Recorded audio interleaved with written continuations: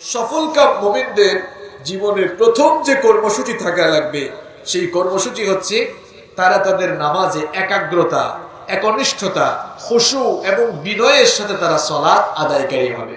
নবীদের বায়োগ্রাফি পড়ে দেখেন, নবীদের জীবনী পড়ে দেখেন, দুইজন নবী সাইয়েদিনা আদম আলাইহিস সালাম এবং সাইয়েদিনা সুলাইমান আলাইহিস সালাম, এই দুইজন নবী ছাড়া এই পৃথিবীর সকল নবীরা আল্লাহর দ্বীনের জন্য অত্যাচারিত হয়েছেন, নির্যাতিত হয়েছেন। মনে রাখবেন প্রিয় ভাইয়েরা, ঈমানের পথ কোনোদিনও ফুল বিছানো ছিল না, এখনো থাকবে না, ভবিষ্যতেও ঈমানের পথটা ফুল বিছানো থাকবে। ঈমানের পথ ছিল কণ্টকাকীর্ণ, ঈমানের পথ ছিল পিচ্ছিল, ঈমানের পথটা ছিল কাটা দিয়ে পরিপূর্ণ। আজকে আমরাও কালেমার দাওয়াত দেই, অনেকে তো বলে আমরা তো হিকমত দিয়ে দাওয়াত দেই এজন্য অসুবিধা হয় না। আরে নবীজিরা, আল্লাহর নবীরা কি তোমাদের চাইতে হিকমত কম বুঝতেন নাকি? আল্লাহর নবীরা দ্বীনের দাওয়াত যেখানেই দিয়েছেন সেখানেই তারা জুলুম আর মুসিবতের শিকার হয়েছেন। আমার নবী তায়েফে গিয়েছেন, বাধা আছে না নাই? উহুদে গিয়েছেন, মুসিবত আছে না নাই? যেখানেই গিয়েছেন সেখানে বাধা, যেখানেই গিয়েছেন সেখানে মুসিবত। এখন আমাদের মধ্যে কেউ কেউ বলে আমরা খুব কায়দা করে দাওয়াত দেই, এই জন্য আমাদের দাওয়াতে কোনো ঝামেলা।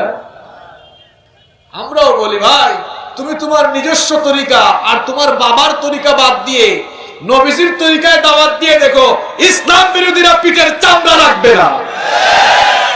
দ্বীনের পথ কোনোদিনও ফুল বিছানো ছিল না, এটি কণ্টকাকীর্ণ, এটি কুসুমাস্তীর্ণ নয়। এই পথে রয়েছে রক্ত, রক্ত দিয়ে পিচ্ছিল করা পথ। যুগে যুগে দ্বীনের পথে যারাই চলেছে সেই পথটাকে তারা রক্ত দিয়ে ভিজিয়ে, রক্ত দিয়ে পিচ্ছিল করে দিয়েছে, এমনকি নিজেদের জীবনকে তারা সেই পথে কুরবান করে দিয়েছে। এরাই তো ঈমানদার, এরাই তো মুমিন, যারা তাদের জীবন যৌবন আল্লাহর দ্বীনের জন্য একেবারে বিক্রি করে দিয়েছে, ঠিক কি না? এখানে সেই সকল মুমিনদের কথাই বলা হচ্ছে। কারণ আমি আলোচনার শুরুতেই বলেছিলাম এই সূরাটা নাজিল হচ্ছিল কোন সময়? যখন চতুর্দিকে মুসলমানরা কি করে? মার খায়। আজও গোটা দুনিয়ার মার খায় মুসলমানরা, ঠিক কি না? আপনাদের ব্যাপারেও এই সূরা, এটা ওই যুগের জন্য শুধু নয়। আল্লাহ তাআলা বলছেন কাদ আফলাহাল মুমিনুন, সফলকাম হয়েছে মুমিনরা। প্রাথমিক পর্যায়ে যারা ইসলাম কবুল করেছিল এদের মধ্যে গরিব মানুষদের সংখ্যা বেশি ছিল। ইসলাম কবুল করার কারণে কাফের মুশরিকরা তাদের সাথে সম্পর্ক বয়কট করলো। এই জন্য দেখা গেল যারা ইসলাম কবুল করেছে এমনিতেই তাদের অবস্থা আগে থেকেই খারাপ। ইসলাম কবুল করার কারণে অবস্থা আরো খারাপ হয়ে গেল। কাফের মুশরিকরা তখন বলাবলি করলো, ঠাট্টা উপহাস শুরু করলো। এই লোকগুলো বোকা, মুহাম্মদের কথা শুনে তারা তাদের জীবনটাকে নষ্ট করে দিল, জীবনে তারা ব্যর্থ হয়ে গেল। এই লোকগুলো বোকার স্বর্গে বসবাস করছে। আল্লাহ তাআলা সেই সময় এই আয়াতগুলো নাজিল করছেন, সেই সময় আয়াতগুলো নাজিল করে কাফের মুশরিকদের কথার জবাব দিলেন, ও কাফের মুশরিকরা ভালো করে শোনো,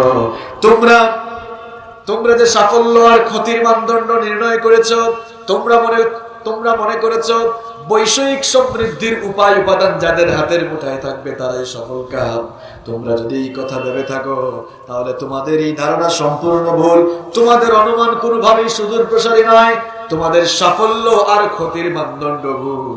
বরং আমি আল্লাহ নিজেই ঘোষণা করলাম কাদ আফলাহাল মুমিনুন, ঈমানের পথে যারা জীবন পরিচালনা করছে তারাই সফলকাম হয়ে যাবে।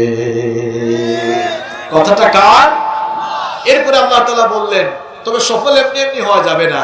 ঈমানের পথে চলতে গিয়ে অবশ্যই জীবনে 7টি কর্মসূচি গ্রহণ করতেই হবে। জোরে কোন কয়টা? আসেন আমরা শুরু করি। প্রথম আয়াতে আল্লাহ তাআলা বলছেন আল্লাযীনা হুম ফি সলাতিহিম খাশিউন, قد أفلح المؤمنون الذين هم في صلاتهم خاشعون. Successful indeed are the believers, those who humble themselves in their prayer. সফলকাম হয়েছে তারা নামাজে বিনয় অবলম্বন করেছে যারা। তাহলে সফলকাম মুমিনদের জীবনের প্রথম যে কর্মসূচি থাকা লাগবে সেই কর্মসূচি হচ্ছে তারা তাদের নামাজে একাগ্রতা, একনিষ্ঠতা, খুশু এবং বিনয়ের সাথে তারা সালাত আদায়কারী হবে। শুধুমাত্র সালাত আদায় করলেই হবে না, বরং তারা এমন সালাত আদায়কারী হবে যে তাদের সালাতের ভেতরে একাগ্রতা থাকবে, একনিষ্ঠতা থাকবে, খুশুও থাকবে, আল্লাহর ভয় থাকবে, বিনয় থাকবে।